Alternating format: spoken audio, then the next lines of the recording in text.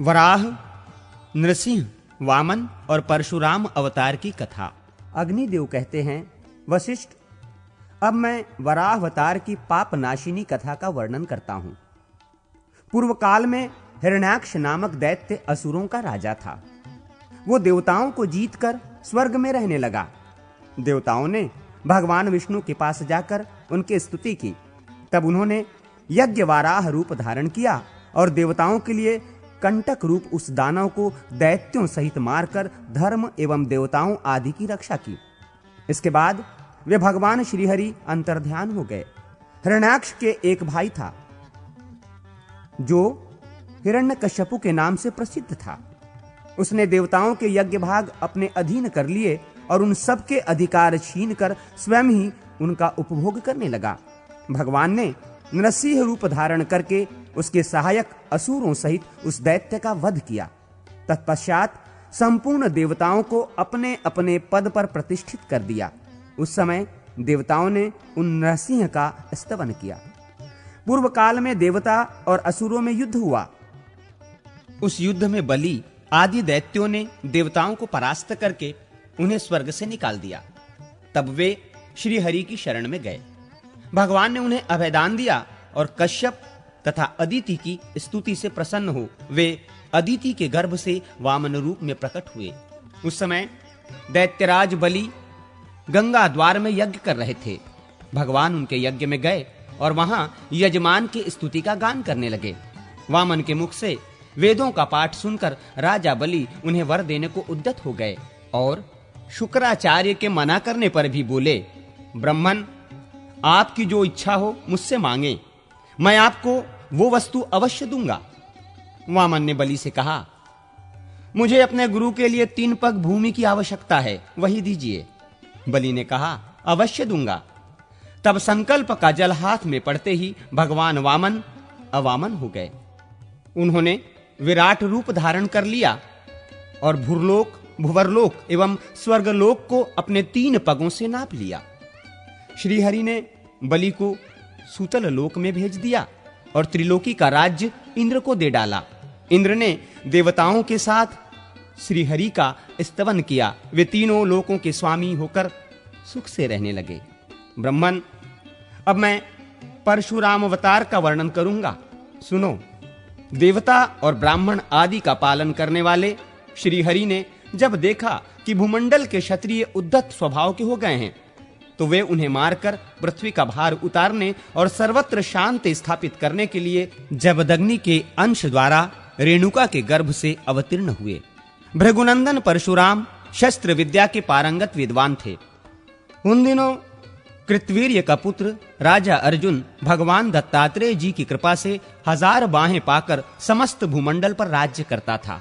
एक दिन वो वन में शिकार खेलने के लिए गया। वहां वो बहुत थक गया। उस समय जमदग्नि मुनि ने उन्हें सेना सहित अपने आश्रम पर निमंत्रित किया और कामधेनु के प्रभाव से सबको भोजन कराया। राजा ने मनु से कामधेनु को अपने लिए मांगा, किंतु उन्होंने देने से इनकार कर दिया। तब उसने बलपूर्वक उस धेनु को छीन लिया। ये समाचार पाकर परशुराम जी ने है पुरी में जा उसके साथ युद्ध किया और अपने फरसे से उसका मस्तक काटकर रणभूमि में उसे मार गिराया। फिर वे कामधेनु को साथ लेकर अपने आश्रम पर लौट आए।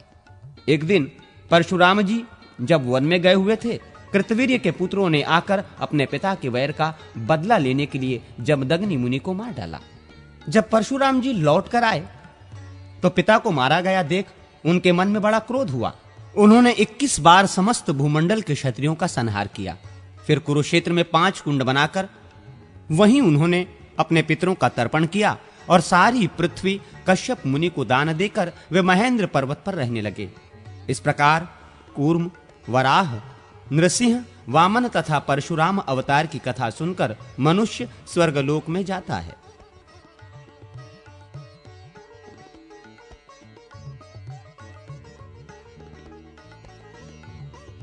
श्री रामावतार वर्णन के प्रसंग में रामायण बालकांड की संक्षिप्त कथा। अग्निदेव कहते हैं, वशिष्ठ, अब मैं ठीक उसी प्रकार रामायण का वर्णन करूंगा जैसे पूर्व काल में नारद जी ने महर्षि वाल्मीकि जी को सुनाया था। इसका पाठ भोग और मोक्ष दोनों को देने वाला है। देवर्षि नारद कहते हैं, वाल्मीकि जी भगवान विष्णु के नाभि कमल से ब्रह्मा जी उत्पन्न हुए हैं। ब्रह्मा जी के पुत्र हैं मरीचि, मरीचि से कश्यप, कश्यप से सूर्य और सूर्य से वैवस्वत मनु का जन्म हुआ है। उसके बाद वैवस्वत मनु से इक्ष्वाकु की उत्पत्ति हुई। इक्ष्वाकु के वंश में ककुस्थ नामक राजा हुए। ककुस्थ के रघु, रघु के अज और अज के पुत्र दशरथ हुए। उन राजा दशरथ से रावण आदि राक्षसों का वध करने के लिए साक्षात भगवान विष्णु 4 रूपों में प्रकट हुए। उनकी बड़ी रानी कौसल्या के गर्भ से श्री रामचंद्र जी का प्रादुर्भाव हुआ। कैकेयी से भरत और सुमित्रा से लक्ष्मण एवं शत्रुघ्न का जन्म हुआ। महर्षि ऋषिशृंग ने उन तीनों रानियों को यज्ञ सिद्ध चरु दिए, जिन्हें खाने से इन 4 कुमारों का आविर्भाव हुआ। श्री राम आदि सभी भाई अपने पिता के ही समान पराक्रमी थे। एक समय मुनिवर विश्वामित्र ने उन्हें यज्ञ में विघ्न डालने वाले निशाचरों का नाश करने के लिए राजा दशरथ से प्रार्थना की कि आप अपने पुत्र श्री राम को मेरे साथ भेज दे। तब राजा ने मुनि के साथ श्री राम और लक्ष्मण को भेज दिया। श्री रामचंद्र जी ने वहां जाकर मुनि से अस्त्र शस्त्रों की शिक्षा पाई और ताड़का नाम वाली निशाचरी का वध किया। फिर उन बलवान वीर ने मारीच नामक राक्षस को मानवास्त्र से मोहित करके दूर फेंक दिया और यज्ञ विघातक राक्षस सुबाहु को दलबल सहित मार डाला। इसके बाद वे कुछ काल तक मुनि के सिद्धाश्रम में भी रहे। तत्पश्चात विश्वामित्र आदि महर्षियों के साथ लक्ष्मण सहित श्री राम मिथिला नरेश का धनुष यज्ञ देखने के लिए गए।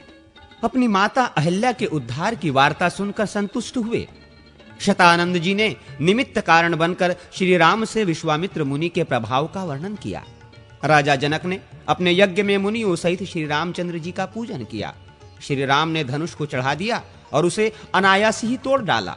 तदनंतर महाराज जनक ने अपनी अयोनिजा कन्या सीता को, जिसके विवाह के लिए पराक्रम ही शुल्क निश्चित किया गया था, श्री रामचंद्र जी को समर्पित किया।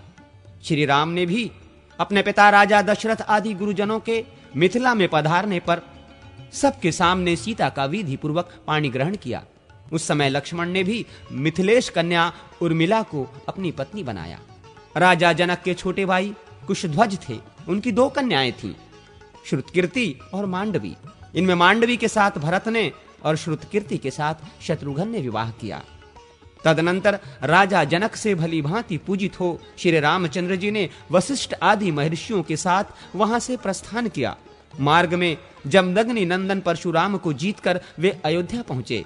वहां जाने पर भरत और शत्रुघ्न अपने मामा राजा युधाजीत की राजधानी को चले गए।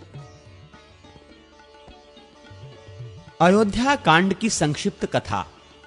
नारद जी कहते हैं, भरत के ननिहाल चले जाने पर लक्ष्मण सहित श्री रामचंद्र जी ही पिता माता आदि की सेवा सत्कार में रहने लगे।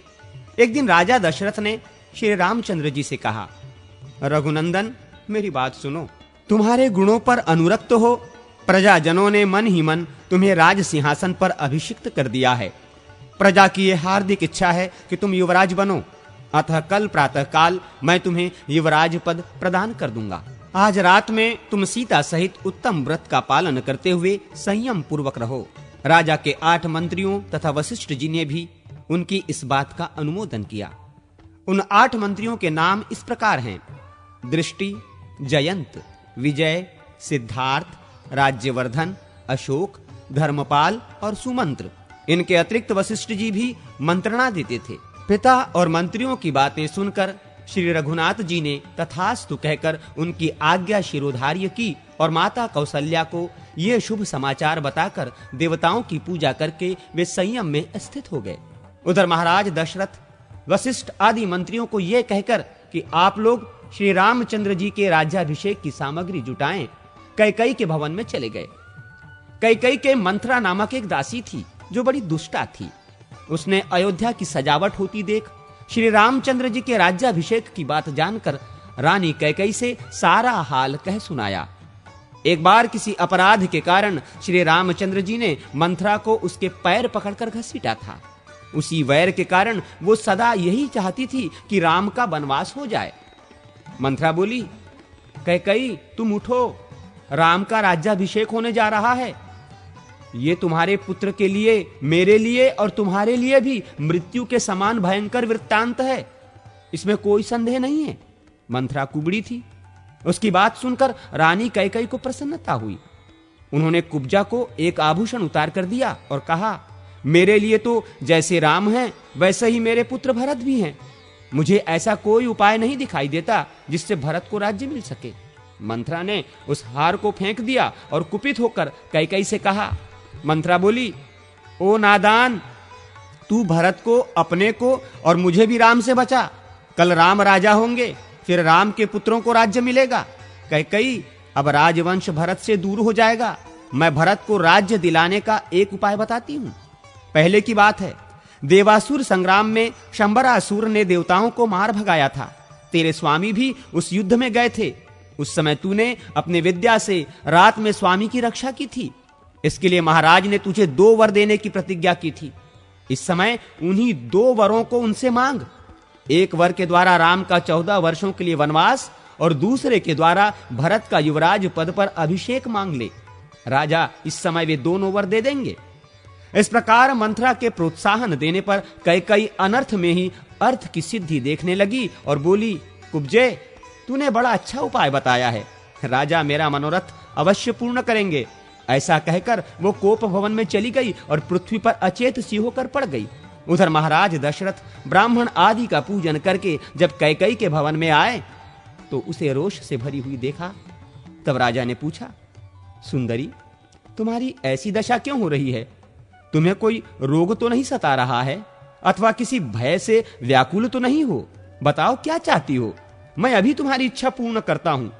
जिन श्री राम के बिना मैं क्षण भर भी जीवित नहीं रह सकता, उन्हीं की शपथ खाकर कहता हूं तुम्हारा मनोरथ अवश्य पूर्ण करूंगा। सच सच बताओ क्या चाहती हो?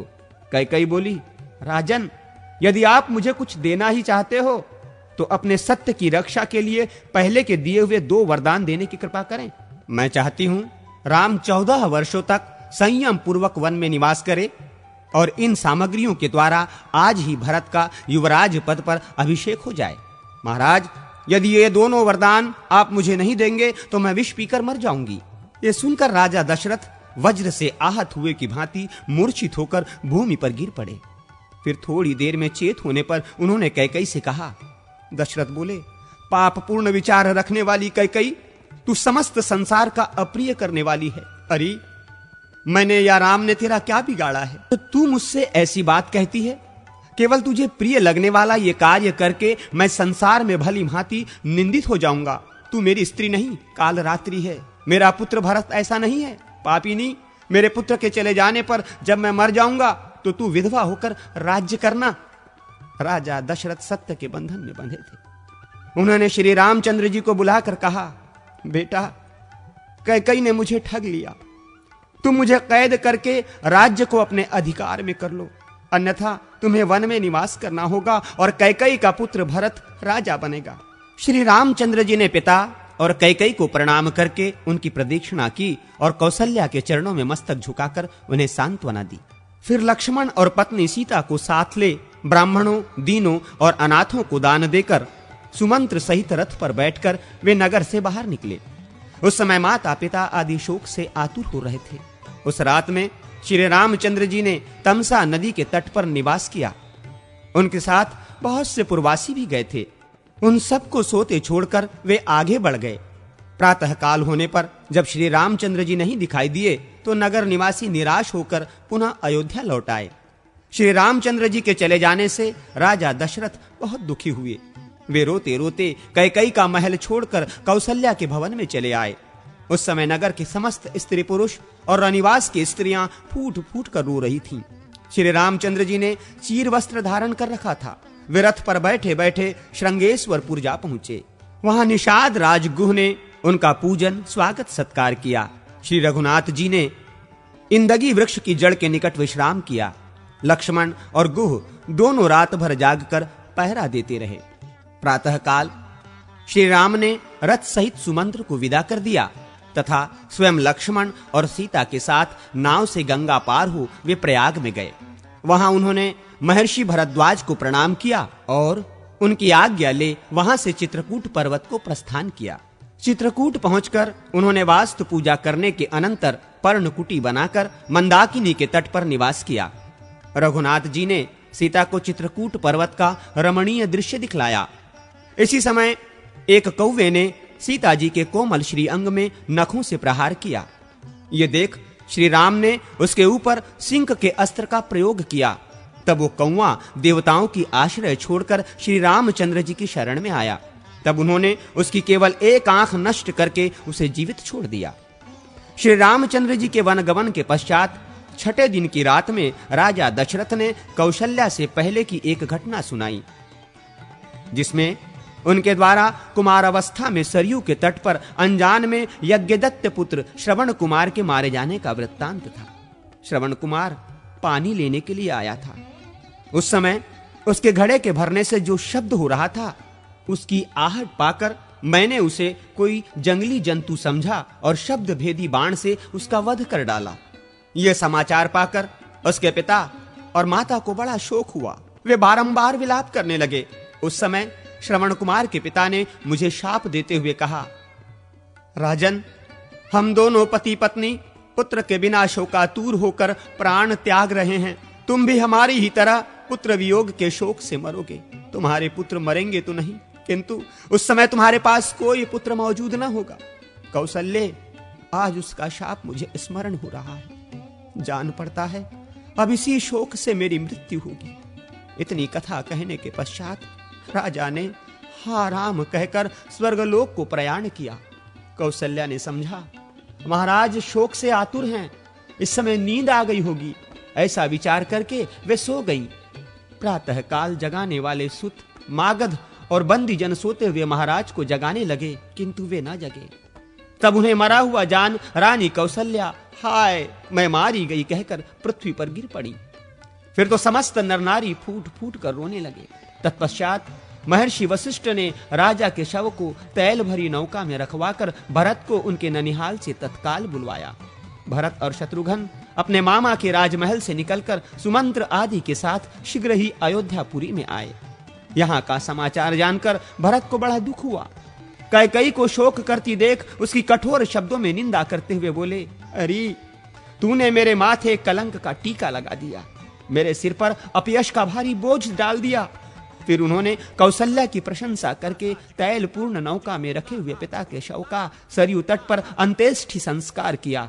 तदनंतर वशिष्ठ आदि गुरुजनों ने कहा, भरत अब राज्य ग्रहण करो। भरत बोले, मैं तो श्री रामचंद्र जी को ही राजा मानता हूं, अब उन्हें यहां लाने के लिए वन में जाता हूं। ऐसा कहकर वे वहां से दलबल सहित चल दिए और श्रृंगेश्वरपुर होते हुए प्रयाग पहुंचे। वहां महर्षि भरद्वाज ने उन सबको भोजन कराया। फिर भरद्वाज को नमस्कार करके वे प्रयाग से चले और चित्रकूट में श्री राम एवं लक्ष्मण के समीप आ पहुंचे। वहां भरत ने श्री राम से कहा, रघुनाथ जी, हमारे पिता महाराज दशरथ स्वर्गवासी हो गए। अब आप अयोध्या में चलकर राज्य ग्रहण करें। मैं आपकी आज्ञा का पालन करते हुए वन में जाऊंगा। यह सुनकर श्री राम ने पिता का तर्पण किया और भरत से कहा, तुम मेरी चरण पादुका लेकर अयोध्या लौट जाओ। मैं राज्य करने के लिए नहीं चलूंगा।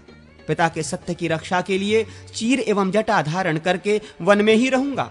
श्री राम के ऐसा कहने पर सदल बल भरत लौट गए और अयोध्या छोड़कर नंदी ग्राम में रहने लगे। वहां भगवान की चरण पादुकाओं की पूजा करते हुए वे राज्य का भली भांति पालन करने लगे।